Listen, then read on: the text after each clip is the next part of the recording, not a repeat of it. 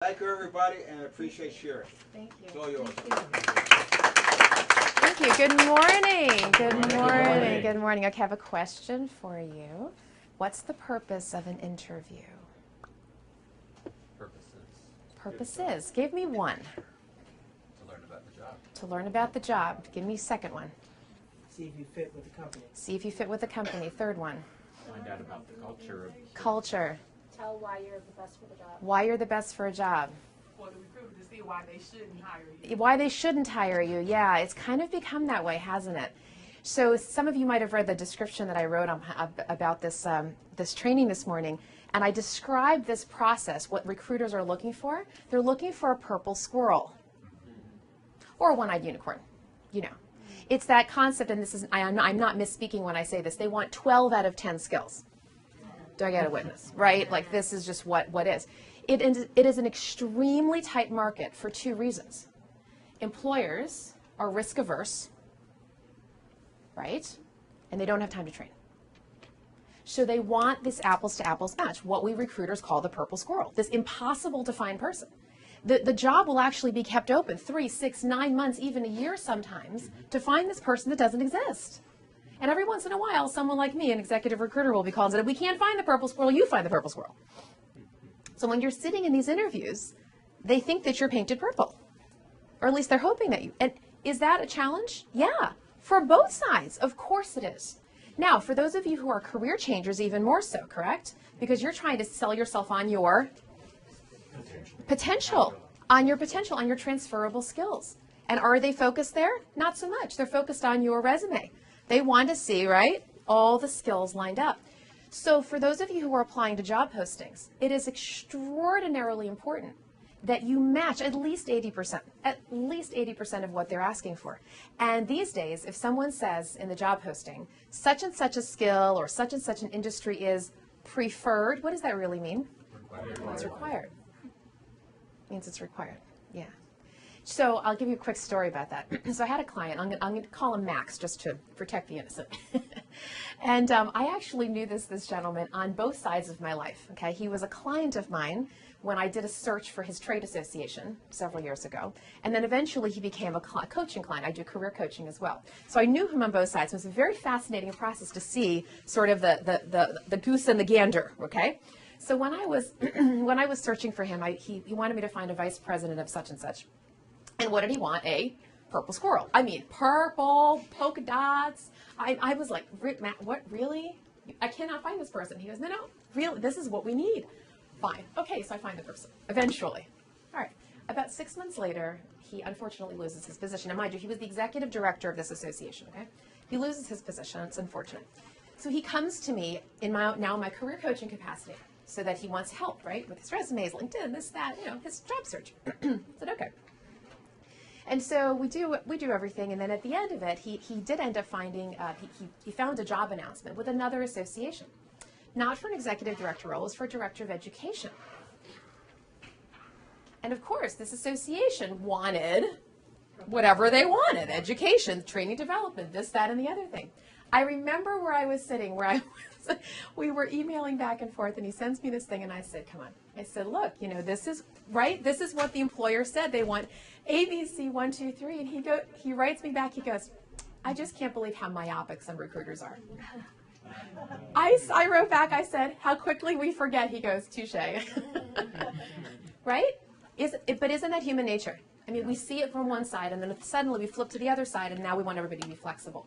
So I just want you to put yourself in the mindset of the recruiter, of that employer who is risk averse, who doesn't have time to train, who's imagining, and I'm not saying that it's the right way to imagine it, but is imagining that if you have the exact background, the industry, the career skills, all of that, if you have all of it, they think that your past performance is going to indicate your future behavior.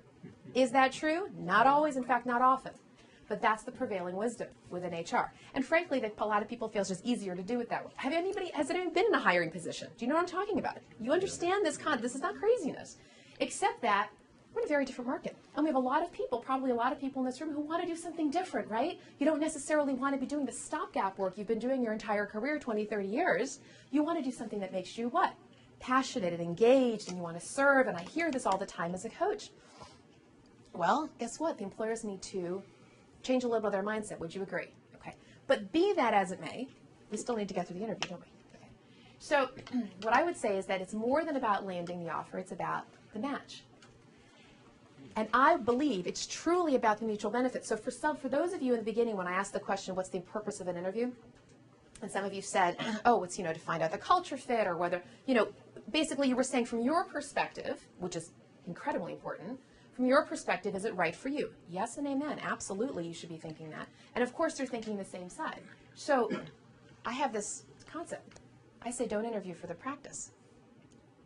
Why would I say such a thing? Why do you think that I would think that interviewing for the practice is not such a good thing? Why? Because you might get the job and then be totally dissatisfied. You might get the job, be totally satisfied, or you might get the offer and then turn it down. Yeah. Now watch what happens. I'm all for you. You know I love you, right? Okay, I'm all for you. Okay, I'm going to play the other side of it for just a moment. I'm going to play the employer side of it, because I have seen this happen in my role as recruiter, actually multiple times. So, Chris, okay? So Chris, you're the guy that, I'm the employer, and we fall in love with you. You're our guy. Now, mind you, we don't realize that you're interviewing for the practice. Or we don't realize that, halfway through the interview process, you really didn't want this job but you're just kind of going through the motions. Why not? Couldn't hurt to get an offer. How many people have said that to themselves? But we fall in love with you. You don't realize that, but we have. Maybe we played our cards a little too close to our chest. But at the end of the day, we do give you an offer. And what do? You turn it down. Okay. You know what happens? You know that purple squirrel syndrome? Now it's purple, red, blue, and because now we're looking for a Chris tree in our backyard. We're hoping and praying that we're going to find another Chris, but Chris doesn't exist anymore. So you have now sent the benchmark so high that it's near impossible to compete with you. Come on. This is what has anybody ever had this happen? This is what employers are going through. When they spend all this time and they want to actually find you, and then you disappear. Okay, let me flip it around. Do you want the employer interviewing you for practice? No. That's That it. happens all the time. Unfortunately, but should it? No. Unfortunately, but two wrongs don't make a right? So we need to be sensitive on our side, not to interview for practice. They need to too. I preach to them too. When I get in front of a room of HR people, trust me, they hear what they need to hear as well. Okay, but we need to set the standards very high. So that's my concept there. Now, I'm going to just kind of go through some very basic information, which some of it might seem, obvious to you, but others might not.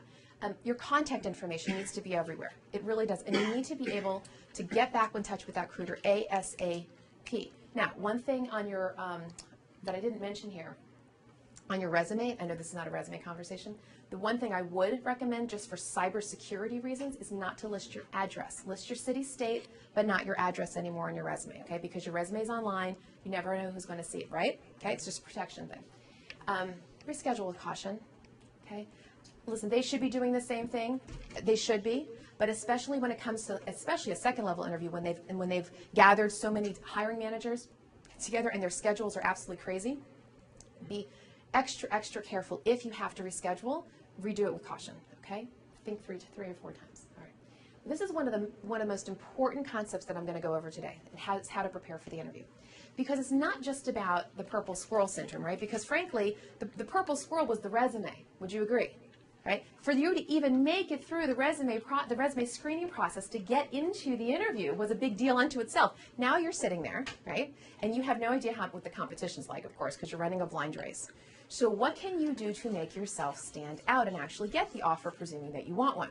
Well, being prepared is one of the most important things you can do. Now, what are some of the ways that people prepare for interviews? Shout it out. Read the annual report. Read the annual report. Looking at information about the company. Yep. Interviewing for. Is that what you said? He said the annual report and looking for what kind of information? Well, if you're interested in that, and also what their goals are. What their goals are, yep. Yeah. Yep, what else? Some of their projects that they're working on. Some of their projects, yep. Rereading the job description. There you go, yep. We're going to go into that, yep. If you're looking at nonprofit, you can look at their tax return. You can look at the 990s on GuideStar, yep. Or if you can, look up information on the members of the interview panel. Members, If you had that absolutely. information. Okay, yes, and, right? We have a lot of ands that we can do. This is one of the first things that I want you to do, okay? Now, let me preface this by saying, that when a recruiter reads your resume, do you know how long it takes them to screen to see if they actually want to interview you? 6.5 seconds. Okay. How long does it take you to read the job posting to decide whether you want to interview for it? 10, 15 minutes. Oh, well, that's actually very long. Most people don't take that long. Most people do not take that long. Most people take just about the same amount of time that the recruiters take to read your resume. Most candidates do the same thing and do the quick scan and send it in. Well, we're now, let's just say that worked, okay? This is the time to go do a deep dive into the deep end of the job description. So let me explain to you what I want you to do. I want you to absorb this. I want you to chew it up for breakfast, okay? I want you to look at every single word of this job posting. Now, are job postings the most well written? Of course not. No, of course not. They're not even the most attractive. They don't sell very well. That notwithstanding, somebody took at least 5 minutes to put this thing together. And it's usually the only thing you have to go on unless you happen to have a recruiter as your liaison. You've got to go with what's here, okay? So here's how I want you to really absorb this this job description. The first thing I want you to read is the summary, okay? I want you, most job descriptions have a summary, right? List of responsibilities and the requirements. Go to that summary. I want you to take a step back from it and really analyze, what are they really trying to say here? What is this job really? Now, I want to caution you about something. If anybody is in the world of communications, you might have heard the concept of selective perception. Okay, we selectively perceive that which we want to perceive. Well, when it comes to reading a job posting, my concept for job seekers, I call it the bullet number 5 syndrome. You know what bullet number 5 is? Okay, you're reading that job posting, and you scan down, and you're like, but bullet number 5, that's me. That's like me all over the place. Oh, that's my job. Now, of course, your eye has just conveniently glossed over 1, 3, 5, 7, 9 summary requirements, right? It's just human nature. We do this. Now I'm telling you, be aware of that tendency. Go back to this job description and really try to analyze, what is it saying? What is it not saying? Think about what you want to do and what you don't want to do, and figure out, is this a job where 50% of the job is actually something that I'm just flat out not interested in doing? Come on, right? So highlight the key words all over. Yes? I would say I actually do the opposite. I look at number 5 and I'm like, no, I don't have that. Okay. But the 4 I do. But Okay. then I say 5.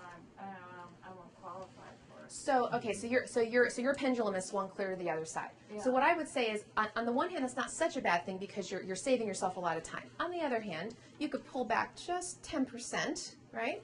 And remember I said, if you're at least 80% on target, it's okay. You don't have to be 100. But look at the top part of the requirements. The first 3 bullets of the requirements section are really your key to whether or not you're probably going to be qualified. Is it an industry that they're looking for? Is it a certain skill set that they're looking for? Do they say preferred or required? Now, bullet number 7 of the requirements, maybe not. In fact, by that point, they're just talking about your excellent communication skills. Okay, they're into the soft skills. But those first 3 bullets are really where the requirements are, so I would recommend that you focus on that. Yes? We may have some proprietary software, and they say, we are looking for someone who knows Yes. purple Tooth, yeah. And you're like, no one outside of this little company would know purple tooth. That's right. That's right. Should you? What I would say is this: if it's something that's very, very, very, very niche, listen, go ahead and apply, okay? Now, if it's a major thing, like someone says, let's say the posting says you have to have superior Excel skills, right? Because there's going to be a lot of spreadsheet work. It's just that, it's that analytical kind of job. And if you don't have that, that's probably something to back away from, because they're probably going to go deep. But if it's something that's, almost something you've never heard of, go ahead and take the risk if you have just about everything else. That's what I would say, okay? And then in the interview, you talk about times where you have also had to have a learning curve, right? In some other kind of technology, you learned it very fast, and you're sure that you can pick this one up quickly. Is that an indicator that they, the way you described it, like it's really only within their company, that they really only want to hire from within their company? And you shouldn't bother with this? It could be, or within their tribe, right? So their tribe could be within their industry or within a sub-niche of their industry, because it might be that other companies in their space have that technology. And I find myself spending a lot of time trying to analyze, is it really worth my going for this job? Because I a lot of them aren't understand. going to be real, a lot of them are never going to go anywhere. I absolutely understand, and it's a very real concern, and you really have to make that decision, because as you all know, it takes a lot of time to do the research, to do the application, to do the interview prep. So focus in. It's good that you're thinking critically. I would encourage you to keep doing that. Okay, so what I want you to do is I want you to take your resume and I want you to take that job posting. And I want you to start to do that apples to apples match. I want you to start to look at the requirements that they're looking for and look at the skills that you have, and I want you to start going crisscrossing, right?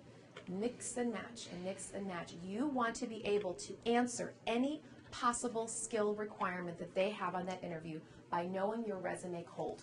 But it's not just knowing your resume cold, it's knowing the parts of your resume that most directly relate to what they're looking for. Do you understand? Does that make sense? Okay? Because what are they doing? They're sitting there looking for the purple squirrel. And they're saying, well, I'm looking for a Macintosh apple. Well, I see you have Gala or Fuji. No, but I'm really looking for Macintosh. And I want the green spot on the left-hand side. So show them the green spot on the left-hand side. Which also, by the way, going back to the resume design, which again, we're really talking about today, when you even want to submit your resume for a particular announcement, you have got to customize. Customize, customize, customize, customize. Whatever their keywords are, if the shoe fits, wear it. The analogy I like to make is, any event planners in the room? Anybody? Okay. Now, I know there's a slight semantic difference in what I'm about to say, but for the most part, we could kind of agree that the concept of meeting planning and event planning are kind of the same. Okay? If they said event planning and your resume said meeting planning, you should be saying event planning. It's just like that. It's the synonyms in English, right, that we have to work with to make sure that your resume doesn't get screened out from the applicant tracking system. Oh, we love the ATS, don't we? The ATS, yeah, huh? And fine, recruiters love it too. Yeah, they're all complaining about it because the ATSs just don't work. I mean, they're not designed to handle not only the volume, right, of resumes, that kind of the thousands and thousands, but they don't do a very good job in screening. Why? Because they're looking for keywords, and you're more than the sum of your words. Employers know that, but they're just, no one's come up with a better solution yet. Okay, I want you to develop questions on every single aspect of the position, as much as you possibly can. And I don't just mean standard, I mean analytical questions. Really help understanding. Well, why? Ask why questions.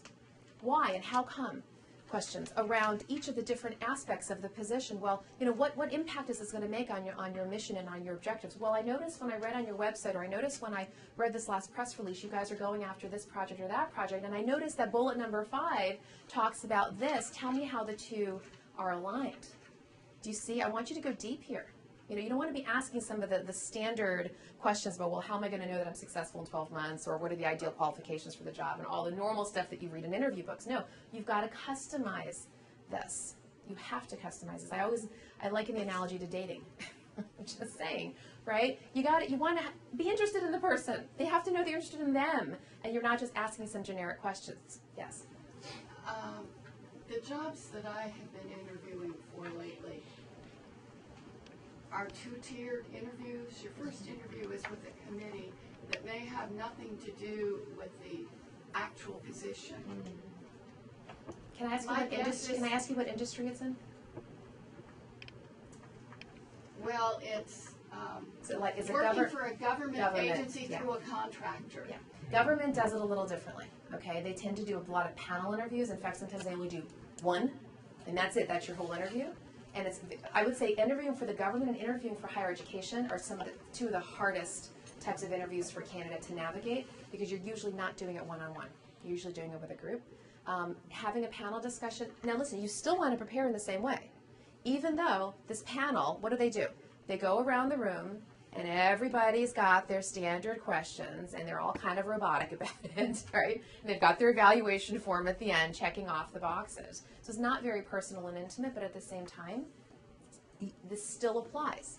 If you understand the job posting and you understand the qualifications that make you the purple squirrel, no matter what question they ask, you should have a response, okay? You should at least have something to be able to talk through.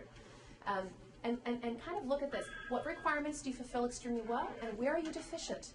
You have to be able to overcome the question before they even ask it.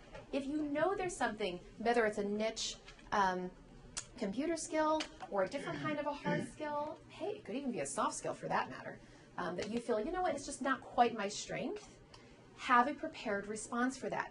You might even want to address it before they ask. I noticed in the job announcement you were looking for Excel skills, right?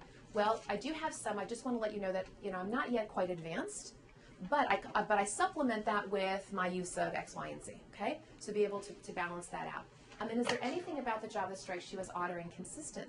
That's where your analytical skills come into play, because it's the purple squirrel. They're looking for an impossible to find person. Some of you might go to Career Network Ministry, McLean Bible Church. Well, last week I was there, and there was a fellow participant who got up and mentioned a certain job, a job opening for the whole group. And she said they're looking, it's a marketing director position of some sort. Would you like to know the qualifications in addition to marketing experience? They want that person to also be a systems engineer. That's their whole problem. I hear that all the time. Impossible. I know. I was with my mouth open. This is the market. This is the market. Now, of course, the employer had some good reason for asking for that, but how in the world are they going to find it? Yeah. Do you believe that they will find I probably not.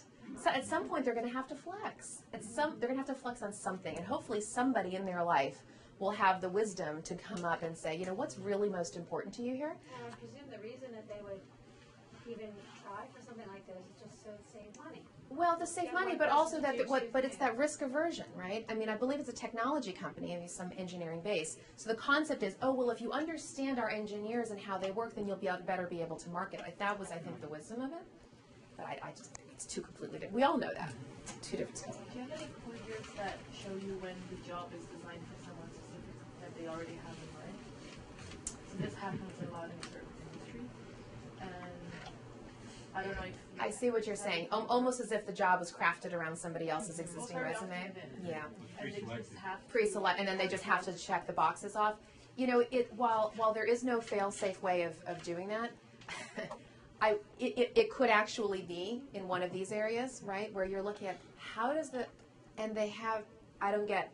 one person, it could be purple squirrel syndrome, could be that you're right, that it could be an internal person, but you can't quite know, because they're never going to say that, right? So sometimes it's as bad as they say, there is actually no one in mind for this position, you're all encouraged to apply. Because people know. Well, they won't say that. They'll never.